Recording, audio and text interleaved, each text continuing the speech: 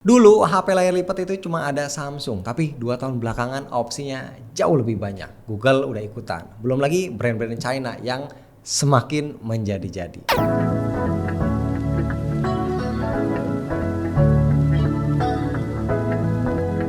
Bismillah, alhamdulillah kita ketemu lagi bareng gua Romi. Kita wajib berterima kasih ya sama brand China karena berkat inovasinya mereka akhirnya Samsung bisa mau bikin Fold 7 sesuai seperti yang kita harapkan. Dan yang menyenangkannya adalah kita bisa ngerasain beberapa perubahannya sekaligus di Fold 7 ini. Rasio layar yang tadinya sempit sekarang udah lebih lega, 6,5 inci. Praktis, ini lebih nyaman dan usable buat sehari-hari. Bodi yang tadinya kalau dilipat itu lebih tebal dari HP batangan pada umumnya, sekarang udah nggak lebih tebal lagi. Yang bahkan ini kalau dilihat port USB-C-nya aja kayak udah pas-pasan posisinya. Terus bobotnya yang dulu bisa sampai 1/4 kilo, sekarang cuma 215 gram. Ini lebih enteng dari iPhone 16 Pro Max. 3 hal ini aja sebenarnya udah cukup ya buat bikin user Fold 6 ke bawah itu jadi kegoda untuk upgrade ke Fold 7. Karena dengan form factornya ini pakai Fold 7 yang notabene ini adalah HP lipat malah lebih compact dibanding HP batangan pada umumnya. Tapi ini semua tentunya dengan catatan selama kita pakai HP-nya secara naked ya, alias tanpa case. Opsinya bisa pakai official carbon case Samsung, cuma dia nggak ada case depan atau case kayak yang gua pakai ini karbon tipis juga, ada depan dan belakangnya. Tapi sejujurnya dengan bodinya yang udah super tipis kayak begini, kalaupun mau pakai case yang lebih protektif kayak UAG pun itu masih enak-enak aja, nggak yang berasa tebal gimana gitu. Ya intinya perubahan ukuran bodi inilah yang bikin Fold 7 jadi sangat menarik. Dan kayaknya di Fold 7 ini engselnya jadi lebih berat deh, berasa pas mau kita buka layarnya. Makanya rentang bukaan layarnya ini bisa nahan di beberapa titik angle seperti ini. Ya sebenarnya bukan hal penting sih, tapi jadi bikin yakin kalau engselnya memang sekuat itu. Terus untungnya apa? Nah buat kita yang doyan streaming durasi lama itu harusnya bakal happy karena ini ngaruh ke fitur flex mode. Lagi-lagi bukan hal mandatory tapi cukup menyenangkan. Intinya kita bisa bebas nonton pakai layar dalam dengan posisi kayak lagi pakai laptop, atau posisi yang sama tapi nontonnya pakai layar luarnya, atau bisa juga pakai mode kayak tenda seperti ini. Semuanya hands free, tinggal taruh handphone di atas meja, simple tapi nggak banyak foldable phone lain yang bisa. Nah tapi ada concern nih ya, katanya ada unit Fold 7 yang kalau dibuka itu nggak bener-bener full flat. Nah pas gua coba sendiri kayaknya punya gua kayak gitu juga. Nah jadi palingnya gua pas buka ya gua bukanya sampai benar-benar lurus gitu ya. So far sih aman nih, udah gua pakai selama 2 minggu gak masalah. Nah untuk crease jujur gua jarang notice karena memang seamless banget.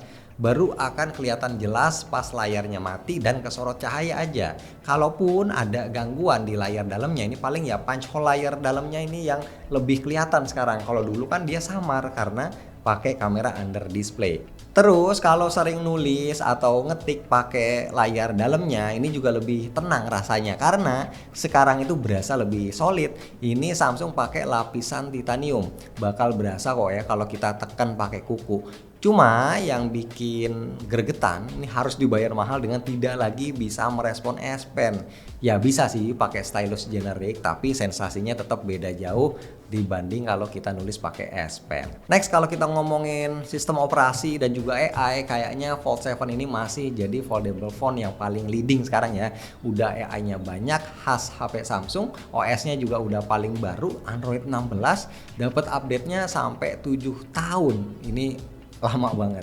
Hal selanjutnya yang juga perlu dinotis adalah dimensi layar dalamnya. Ini kan makin gede dong ya, dari 7,6 inci jadi 8 inci. Buat multitasking udah pasti enak. Bisa buka sampai 4 aplikasi dalam satu layar. Buat edit foto pakai Galaxy AI juga enak, bisa sebelahan buat ngelihat before dan afternya. Tapi kalau buat nonton, nah sayangnya ini nggak selalu lebih lega. Kalau di YouTube itu aman, masih berasa lega karena rasionya kan 16:9. Tapi di app streaming kayak Netflix itu banyak film dengan rasio sinematik 21:9, artinya area black bar atas bawahnya itu bakal gede banget. Sementara visual filmnya sendiri malah jadi kecil. Nah ini jadi agak mubazir ya. Makanya buat nonton film yang rasionya itu 21:9, enakan gue pakai layar depannya pakai mode flex karena dia bisa tampil full screen. BTW Z Fold 7 ini kan ngebawa kapasitas baterai yang sama ya di 4400 mAh. Tapi yang gua rasain konsumsi baterainya ini efisien. Salah satu indikatornya pas gua running stress test di Mach 20 menit itu cuma berkurang 7%. Sementara kebanyakan HP lain itu biasanya berkurang 10%. Berarti kalau HP lain itu bisa dipakai main game yang berat sekitar 3-4 jam, nah Fold 7 ini bisa 4-5 jam. Dan untuk streaming Netflix 1 jam berkurang sekitar 6% aja. Ini irit banget. In terms of performance, Fold 7 ini pakai Snapdragon 8 Elite for Galaxy. Skor Antutunya 2 juta. Memang nggak sekencang yang lain, dan untuk stability performance-nya juga cuma di angka 30-an%, tapi tetap aman kok, nggak sampai overheat. Mungkin karena saking tipisnya ya, jadi ngefek juga nih ke cooling systemnya. Selain bodi yang lebih tipis, lebih enteng, dan rasio layar yang lebih lega, kamera sih yang juga jadi game changer ya. Tapi ini berlaku untuk main kamera dan kamera dalamnya aja ya, karena kalau lensa ultrawide dan telenya itu kurang lebih masih sama kayak Fold 6. Nah buat selfie atau video call pakai kamera di layar dalam, jujur ya ini udah mantep kualitasnya, jauh sih dibanding kamera under display kayak yang ada di Fold generasi sebelum-sebelumnya. Lebih kinclong dan bahkan dia bisa ngerekam 4K 60 juga. Tapi memang the real upgrade-nya ada di lensa utamanya. Ini 200 megapiksel sama kayak yang dipakai S25 Ultra. Kapan lagi ya kan motret pakai Z Fold dengan kualitas kayak S series tertinggi.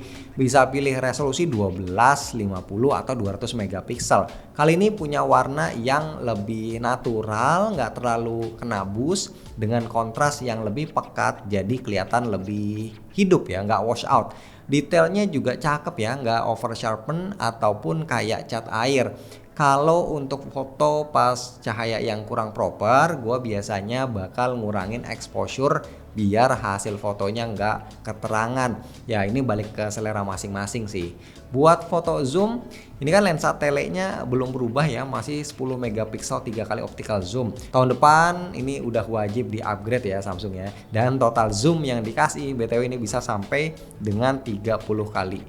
Nah untuk lensa ultrawide-nya kalau buat motret juga so-so aja hasilnya, lebih enak buat motret landscape atau pemandangan aja. Pokoknya jangan motret di tempat yang cahayanya kurang.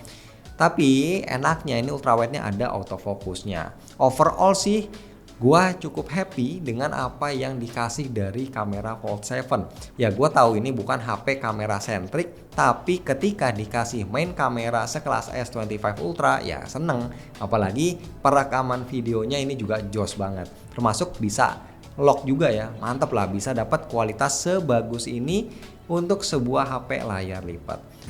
Perekaman kamera utama Samsung Z Fold 7 di 4K 60 fps.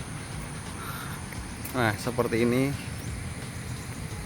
kira-kira gambarnya. Nih gue sambil jalan agak cepet ya, karena kita coba untuk jogging tipis-tipis.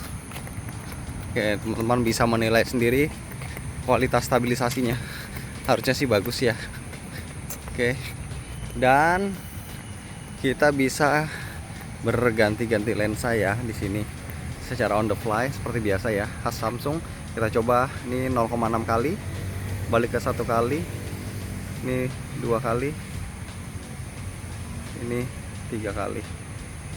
So seperti yang gua bilang di awal ya, harusnya Fold 7 ini bisa dengan mudah menjadi racun ya untuk bikin orang kepengen punya. Cukup dengan perubahan dimensi bodinya aja. Apalagi ditambah sekarang main kameranya lebih powerful, jadi makin menyenangkan lah buat dijadikan sebagai daily driver.